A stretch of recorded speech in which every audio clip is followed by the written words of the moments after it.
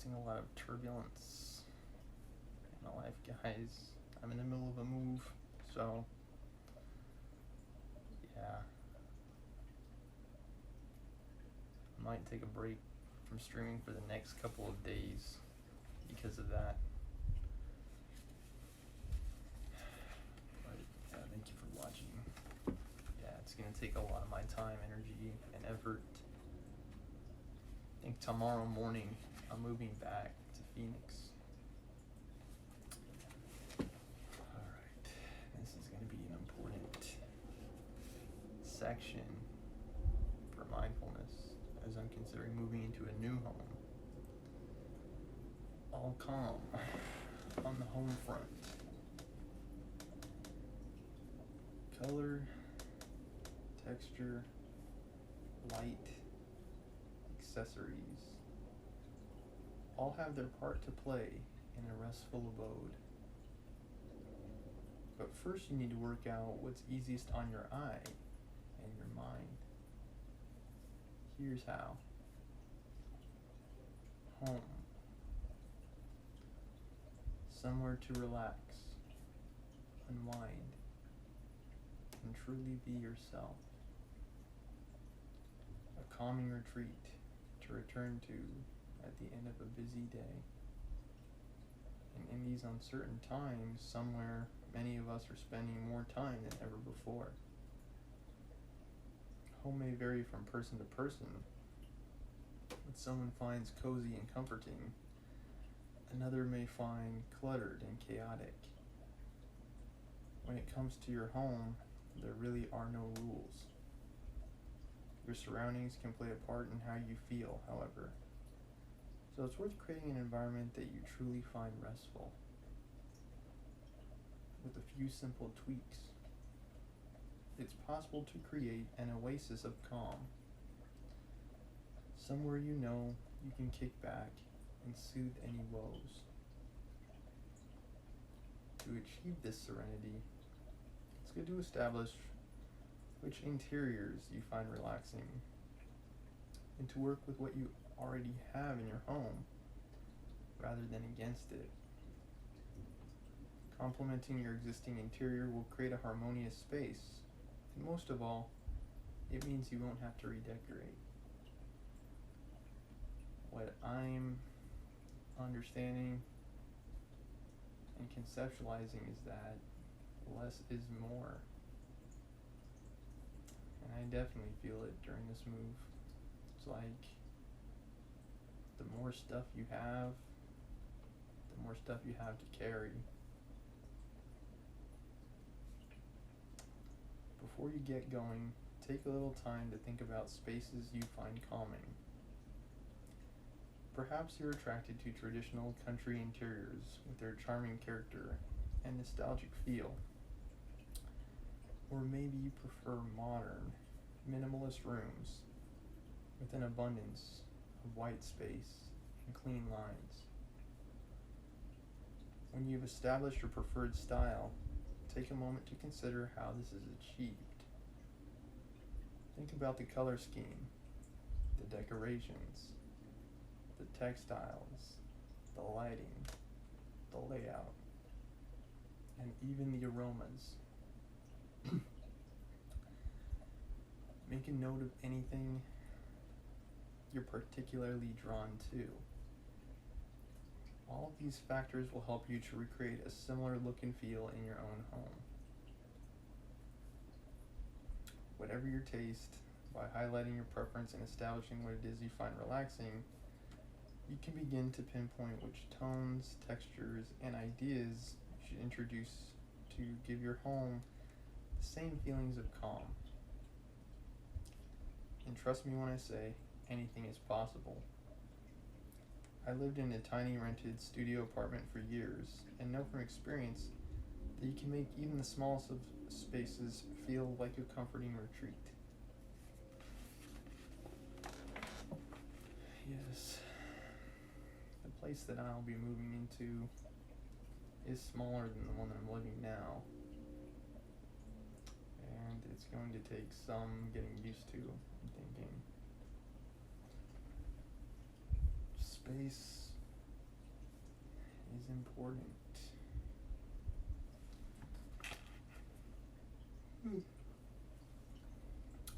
Household items. Before you introduce anything new into a room, take a look at what's already in there. If space is limited, or you prefer a slightly more minimalist look, you may wish to declutter. Remove anything that no longer serves you or has a definite purpose. It can make a huge difference to the space, especially if you're someone who finds it hard to relax in a busy or cluttered environment. Color. If you spend a moment considering what relaxes you, then you should have an idea of your preferred colors. Maybe you're drawn to the cool blues and turquoises of the sea or the warm greens of a forest. Whatever your choice, introducing a few calming shades should change how the room looks and feels. If you don't fancy getting out your paintbrush or you live in rented accommodation where redecorating is not permitted, you could introduce accessories instead, such as cushions, throws, or rugs. This will inject your favorite color with minimal work. Yeah, look at where you live and what the rules are there before you decide to redesign where you live. Live inside the boundaries. Texture. Adding texture is a great way to make a room feel calm and cozy because it looks and feels comforting and can soften a room. Consider fake fur, fleece, wool, and linen, and look out for cushions, blankets, throws, and rugs. In this way, you'll be able to change things around to reflect the seasons too. Sumptuous throws and soft blankets are perfect for the chilly winter months.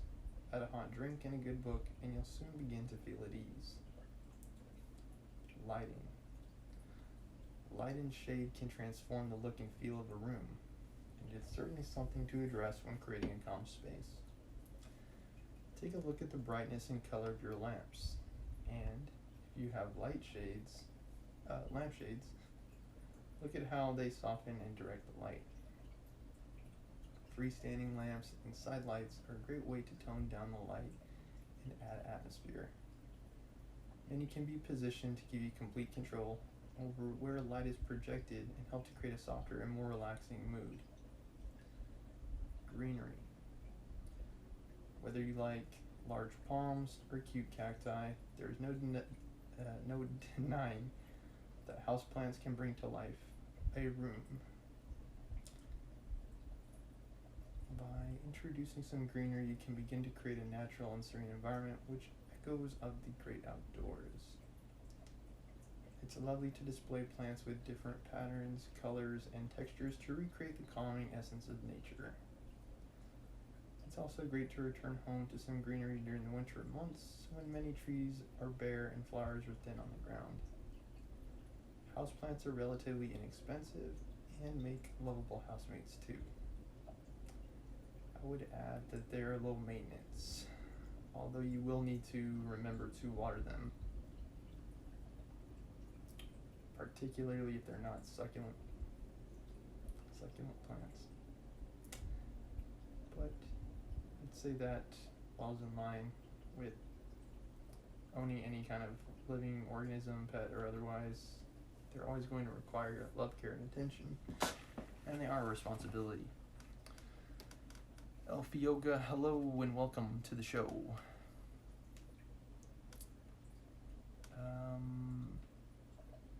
Yes, hello Elf, and thank you for watching the show. I hope you get something out of this mindfulness stream, and if you do, please remember to share and follow. Okay, let's see, houseplants. Yeah, houseplants, they're a lot easier to take care of than a dog or cat, that much is true. And if you want mega low maintenance, I would say you could even consider a fake plant, rubber plant. I personally do not have any plants. Up here in San Jose, it's not really as important to have because there's a lot of greenery outside. If I want to see plants, all I have to do is take a step outside. With me moving to Phoenix, Arizona, that's going to increase and value the value of greenery. Plants are harder to come by in the desert. At least certain kinds. Cacti, I like, are much more common there. Raw. Naturally scented candles, reed diffusers, essential oils, joss sticks, and pomanders can be used to introduce welcoming aroma to a space. Choose fragrances that you love and ones that promote relaxation. Unwinding with the magazine, some soothing tunes, and the scent of lavender is a great way to ease the pleasures of the day. Ease the pressures of the day. Pressures.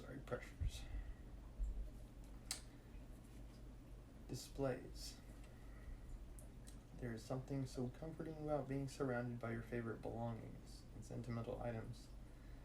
And nothing says home sweet home more than the things that bring you joy. Think about new ways you could display photographs and treasured possessions. Be bold and confident with your choices. Beautifully illustrated record covers, floral teacups, or even a gorgeous purse. There is nothing stopping you from enjoying the things that make you smile. Whether you're drawn to 1970s glass or vintage toys, release them from the cupboards to bring a little joy to your everyday. And there is, on this page, one of those succulent plants I was referring to, ones that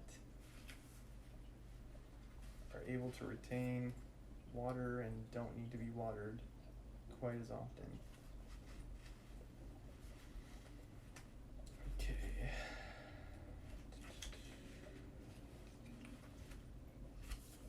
All come on the home front.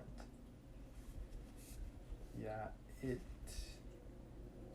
couldn't have come at a better time, guys. Especially since I'm in the middle of a move. I would say create a living space where you feel at ease and at peace. I was very fortunate in finding this place because I've had living situations where it was difficult to find that sense of calm. But with this place that I'm in now, it's always been the case that I've felt very at ease and at peace. And hopefully that'll be the case in the place that I'm moving to. I'll have to wait and see what the overall dynamic is like. As I've said, that place will be smaller, so it's going to require some adjustment on my part.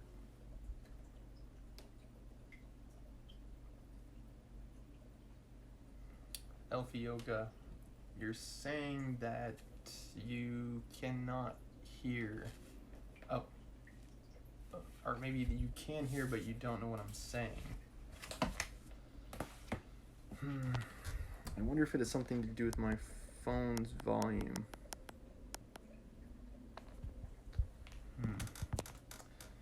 When I think about phone volume, I think that it corresponds to the sounds coming from my phone, not going to my phone. Like when I turn up the volume, I understand it as speaker, not as microphone. I could try turning up the volume to see if that serves to enhance the sound of my voice. And yet another alternative elf would be me moving the phone closer to where I am, so that way my voice sounds louder. That's another possibility.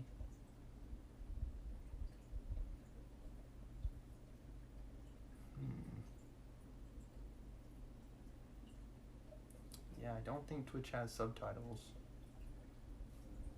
I can check and see if that's the case. Okay. Alright, hang on, let me try something, Elf. Let me try turning up the volume all the way. Alright, now let me try returning the phone to where it was. Okay, how about now, Elf? Is it easier for you to hear me now?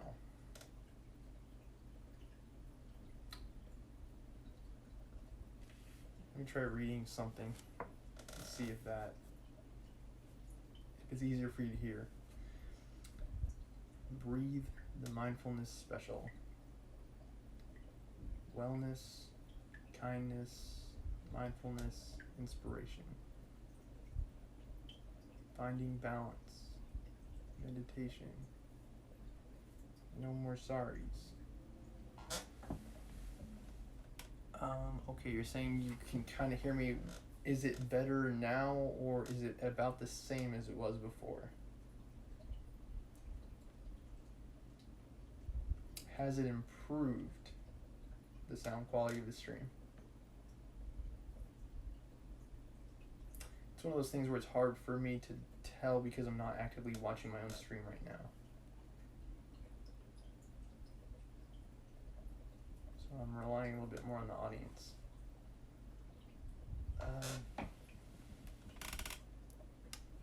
Okay, just a little bit good. Do you mean it's a little bit better than it was already? I assume that's what you mean, Elf, that when I turn up the volume now, it's easier for you to understand.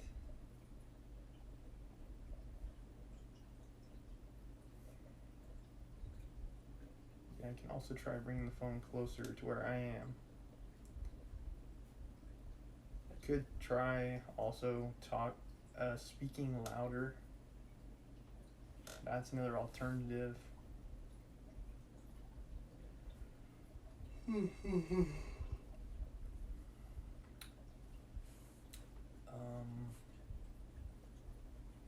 there are quite a few things I can try.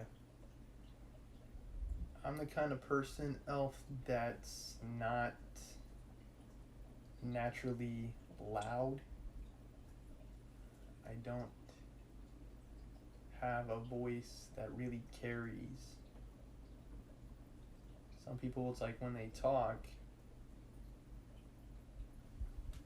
they've got a naturally loud voice. They don't have to project their voice in order for people to hear them.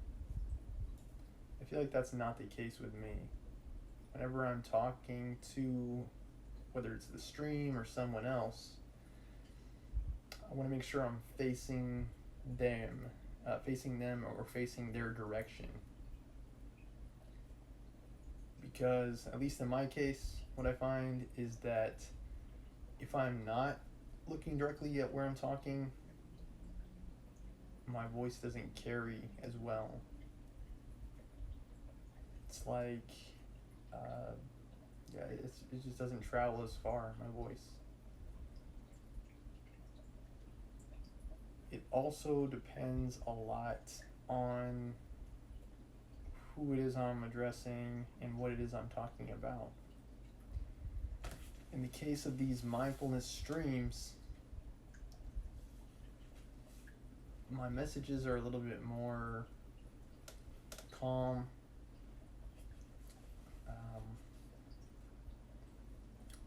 It's almost like reading like a bedtime story in a way. Like, I'm not trying to upset anybody or make them feel tense. I'm trying to have a calming effect, especially when I'm reading this book, or this magazine. If I'm reading a different magazine or book, then I can change my voice to match the context of the book. But that was Breathe for today, the Mindfulness Special. Hope you all have a nice night. I'm not sure when I'll be back on stream. I think I'll take at least a couple of days off to help me with the move. But thank you all for the support. Every little bit helps the show. And have a nice night. Stormer Show.